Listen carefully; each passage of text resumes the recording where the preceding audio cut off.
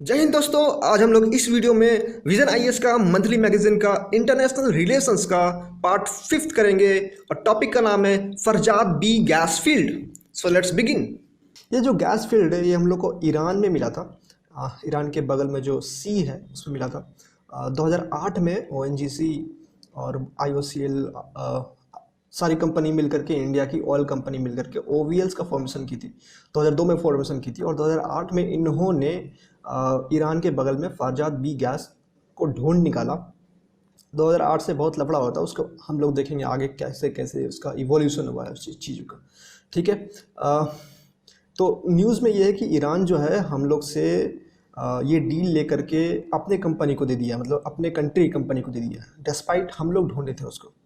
All right. तो loss of Farzad B gas concerning as a second investment proposal in Iran come to an end. मतलब एक और proposal था हम लोग का, जो छाबर पोर्ट है वहाँ से लेकर के अफगानिस्तान तक का एक रेलवे लिंक था, वो हम लोग को बनाना था, वो भी ईरान कैंसिल कर दिया है। और ये वाला भी जो फरजाद बी गैस फील्ड था, इस वाले प्रोजेक्ट को भी कैंसिल कर दिया। ओके, हम लोग रीजंस देखेंगे इसमें क्यों कैंसिल किया है, क्या नुकसान हो सकता था हमें, क्या क्या नहीं हुआ, सब कुछ देखेंगे। Okay, reasons for exclusion of India, मतलब क्यों हम लोग को नहीं मिला ये। ओके, डिसएग्रीमेंट और प्राइसिंग को लेकर के इश्यू हो गया था, इसीलिए उन लोग को नहीं मिला। ठीक है, ये बहुत लंबा चौड़ा कुछ लिखा हुआ है, फर्टिलाइजर फीड स्टॉक, मतलब वहाँ का गैस फील्ड का क्वालिटी अच्छा नहीं था वगैरह वगैरह लिखा हुआ है। लेकिन हम लोग बस इसमें लिख सकते हैं कि डिसएग्रीमेंट ओवर प्राइसिंग के लिए डिसएग्रीमेंट हुआ, इसीलिए हम लोग को नहीं मिला। ठीक है। दूसरा पॉइंट है ब्यूरोक्रेटिक डिलेज। हम लोग का जो है ब्यूरोक्रेटिक डिलेज है, मतलब हम लोग की तरफ से और वो लोग की तरफ से, दोनों की तरफ से डिले हुआ है। मतलब होता है ना, मतलब सरकारी काम, हाँ ठीक है बाद में करेंगे देखेंगे, उस तरीके का। ठीक है। तीसरा पॉइंट है impact of US sanctions on Iran.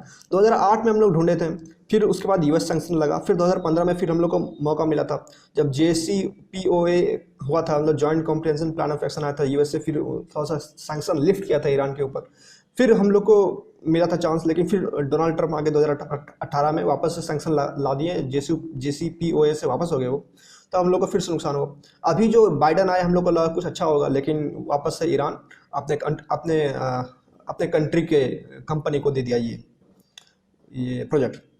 ठीक है। और चौथा पॉइंट है चाइनीज़ इन्फ्लुएंस। चाइनीज़ के साथ अभी अभी 25 साल का स्ट्रेटेजिक कोऑपरेशन एग्रीमेंट हुआ है ईरान का। $400 बिलियन का चाइनीज इन्वेस्टमेंट हुआ। हो सकता है चाइनीज लोग बोला होगा भैया उसको मत दो, इंडिया को मत दो, अभी कैंसिल कर दो। तो हो सकता है ऐसा ऐसा हुआ, ऐसा हुआ होगा। 1 2 3 4 पॉइंट मिल गया, 4 रीज़न मिल गया हमें क्यों नहीं मिला ये। Okay, 4 reason. Okay, importance of India's investments in Iran. अभी हम लोग को ये तो समझ में आ गया क्यों नहीं मिला, अब हम लोग को क्यों करना चाहिए वहाँ पे। अच्छा ये नहीं मिला, कोई और देखेंगे, कोई और देखेंगे, तो क्यों करना चाहिए। क्योंकि देखिए एनर्जी का 45% ऑफ हम लोग का जो एनर्जी रिक्वायरमेंट है ना नेचुरल गैस का, 45% हम लोग इम्पोर्ट करते हैं। ठीक है, 45% इम्पोर्ट करते हैं। और फरजाद बी गैस अगर हम लोग को मिल जाता तो हम लोग के पास जितना है ना, तो उसका आधा वहाँ पर था। ठीक है। और तो और ये सब लिखने की जरूरत नहीं, ये सब बहुत ज़्यादा कॉम्प्लेक्स है। हम लोग को एग्जामिनर को बहुत सिंपल चीज़ें लिखना है ताकि उसको अच्छे से समझ में आ जाए, आसानी से समझ में आ जाए। तो हम लोग को ये लिखना कि हमें एनर्जी रिक्वायरमेंट की इसलिए ज़रूरत थी, फरजाद बी की इसलिए ज़रूरत थी, क्योंकि हमारा जो 2030 का टारगेट है कि 15% हम लोग का एनर्जी रिक्वायरमेंट हम लोग नेचुरल गैस से करेंगे। तो उस टारगेट को पूरा करने के लिए हम लोग को ये चाहिए था, और भी चाहिए होगा जो भी अगर कुछ मिल सकता है और तो। दूसरा मतलब ईरान में इन्वेस्टमेंट क्यों करना चाहिए था, ये एक रीज़न था। दूसरा रीज़न कि अफगानिस्तान से अगर हम लोग का कनेक्शन बन जाएगा तो पाकिस्तान को हम लोग कंट्रोल कर पाएंगे, उधर से भी और इधर से भी। ये लोग बहुत उछलते रहता है। ठीक है, तो इसको कंट्रोल करना है, क्योंकि चाबर जाहिदान रेलवे प्रोजेक्ट जो था हम लोग को मिल जाता तो हम लोग को अच्छा होता, अफगानिस्तान से कनेक्ट हो जाते हैं हम लोग चाबर पोर्ट्स को यूज़ करके। लेकिन वो लोग को मिला नहीं, हम लोग को मिला नहीं, लेकिन कोई फ़र्क नहीं पड़ता क्योंकि हम लोग तो इसको इस्तेमाल कर ही पाएंगे एनीवे। ठीक है। तीसरा पॉइंट है कनेक्टिविटी टू सेंट्रल एशिया। बहुत सारा देश है उधर बीच में, ईरान से अगर हो करके हम सेंट्रल एशिया तक पहुंच सकते हैं, क्योंकि पाकिस्तान के थ्रू तो हम लोग सेंट्रल एशिया तक जा नहीं पाएंगे। तुर्कमेनिस्तान, तजाकिस्तान, उज्बेकिस्तान, बहुत सारा कंट्री है उधर। ठीक है, उस सबसे कनेक्टिविटी हम लोग का हो जाएगा। अगर इन्वेस्टमेंट करना पड़ेगा, करेंगे तो कनेक्टिविटी हो जाएगा। ओके, ये सारे रीज़न उसी के लिए कि इन्वेस्टमेंट क्यों करना चाहिए। ओके, या फिर इसमें इन्वेस्टमेंट क्यों करना चाहिए, या फिर इसमें एक और क्वेश्चन आ सकता है कि रिलेशन क्यों अच्छा रखना चाहिए। तो सारे सारे पॉइंट्स उसमें हम उसमें ऐड कर सकते हैं। Okay, counter balance China's presence in Indian ocean. भाई इंडियन ओशियन में बहुत लफड़ा कर रहा है चाइना। अभी देखे थे हम्बानटोटा पोर्ट जो देखे थे उसको कंट्रोल कर लिया है, और इधर ग्वादर पोर्ट में भी इधर उधर आदमी है, उधर चाइना है। और ये जो ग्वादर पोर्ट जो है ना, ये 100 नॉटिकल माइल्स दूर है चाबर से। तो चाबर में इसलिए हम लोग को इन्वेस्टमेंट करना चाहिए ताकि हम लोग ग्वादर पोर्ट का जो चाइना का जो ये है पावर है उसको थोड़ा बैलेंस कर सके। Okay, India's leadership in regional connectivity, international north south transport corridor.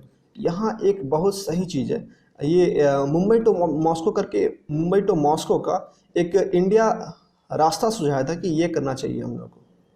एक सेकेंड, ये देखिए इंडिया का ये सजेशन था कि हम लोग देखिए अभी यहाँ से अभी स्विच करना का कुछ लफड़ा हुआ था, तो इंडिया ने अपना एक रास्ता सजाया कि हम लोग ऐसे करके ईरान होते हुए जाएंगे, यहाँ पर ये वापस से सी में उतरेंगे, फिर यहाँ पर एक बाकू में अपना होल्ड लेंगे, उसके बाद वापस से यहाँ से लेकर के मॉस्को पहुँच जाएंगे, फिर वापस से हम लोग अपना ब्रिटेन से और जो भी यूरोप से कनेक्शन हो सकता है हमारा, हम लोग मतलब बेसिकली सारा देश जो है इस रास्ता का अल्टरनेटिव ढूंढ रहा था। जैसे जापान जो है रशिया के होते हुए ढूंढा है, चाइना भी रशिया के होते हुए ढूंढा है, उधर रशिया ने बोला है कि आर्कटिक सी में हम लोग एक रास्ता बनाएंगे।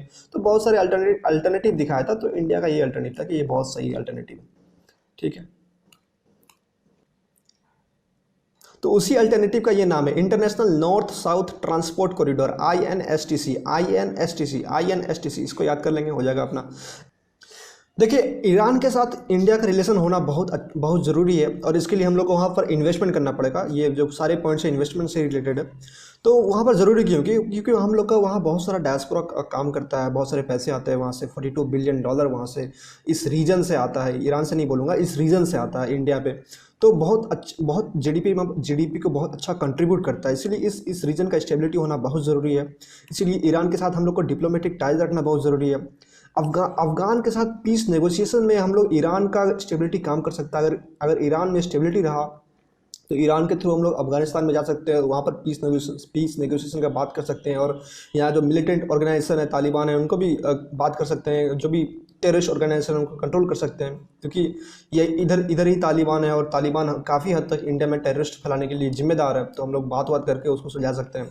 और ईरान हम लोग का 3rd लार्जेस्ट सप्लायर है, इराक और सऊदी अरेबिया के बाद। ऑयल हम लोग बहुत हद तक यहाँ से लेकर के आते हैं। ठीक है, तो ये सारे रीजन्स हैं कि कितने हो गए, 1 2 3 4 5 रीजन्स हो गए, राइट? हाँ 6 रीजन्स हो गए, 6 पॉइंट्स हो गए। 6 पॉइंट्स हो गए हम लोग को ईरान के साथ रिलेशनशिप क्यों रखना चाहिए। ठीक है, इंपॉर्टेंस क्यों है, क्यों रखना चाहिए, ये 6 पॉइंट्स हो गए। यहाँ पर देखिए फराज-बी गैस फील्ड के बारे में दिया हुआ है, लेकिन देखिए क्वेश्चन डायरेक्टली फराज-बी गैस फील्ड के बारे में नहीं पूछेगा। पूछेगा भी तो हल्का सा इंट्रोडक्शन बस देना होता है, क्योंकि एक बार चाबर पोर्ट के बारे में पूछ चुका है, तो हल्का सा बस इन्फॉर्मेशन देना होता है चाबर पोर्ट के बारे में। और आपको ज़्यादातर आपको यही सब बताना पड़ेगा, मेंस के पर्सपेक्टिव से मैं बता रहा हूँ जनरली, कि आपको यही सब बताना पड़ेगा कि इंपॉर्टेंस क्यों है, कैसे इवॉल्व हुआ वगैरह वगैरह। ठीक है, देखिए यहाँ पर कुछ डेटा है, मेट अबाउट 10% में टोटल नीड्स वगैरह, कुछ डेटा है, ये सब याद नहीं हो पाएगा इतना। इतने सारे कंट्री से हम लोग तेल लेते हैं, किससे याद रखेंगे। देखिए सऊदी से कितना लेते हैं, इराक से कितना लेते हैं, हम लोग को इतना सब याद नहीं हो सकता है। तो उतना ही पढ़ना चाहिए, उतना ही खाना चाहिए जितना हम पचा सकें। एक कंक्लूजन बहुत इंपॉर्टेंट है, हम लोग को हर देश के साथ एक कंक्लूजन, हम लोग को कंक्लूजन और इंट्रोडक्शन तो बेसिकली क्वेश्चन पे डिपेंड करेगा, लेकिन फिर भी काफ़ी हद तक इंट्रोडक्शन लोग सेम रख सकते हैं। तो हर देश का और इंडिया का एक इंट्रोडक्शन और कंक्लूजन हम लोग को लिख के रखना चाहिए, तैयार करके रखना चाहिए, ताकि हम लोग को इंट्रोडक्शन और कंक्लूजन में टाइम वेस्ट ना हो और फटाफट हम लोग बॉडी पे आ जाए और काम करें, तो टाइम सेव होगा इसमें। तो देखिए प्रेसिडेंट बाइडेन जब से आए हैं तो सैंक्शन ईरान पे लिफ्ट हो गया है, पॉसिबिलिटी हो गया है JCPOA को ज्वाइन करने में, तो और बहुत सारे चीज़ है। ठीक है, तो दोस्तों इसका PDF मैं टेलीग्राम चैनल में डाल दूंगा, आप वहाँ से डाउनलोड कर लेना, नीचे डिस्क्रिप्शन में आपको लिंक मिल जाएगा। और इसका नोट्स मैं बनाता हूँ विजन आइज का मैगजीन का, वो भी वहाँ पर डाल दूंगा मैं, आप डाउनलोड कर सकते हो वहाँ से। इसको 3 से 4 बार या फिर ज़्यादा मल्टीपल टाइम्स रिवाइज करने के बाद आप आंसर राइटिंग बिल्कुल कर सकते हो। मैं डेली करता हूँ आंसर राइटिंग, और आप लोग को भी करना चाहिए। At the end I like to say सब पढ़ें सब बढ़ें। Thank you.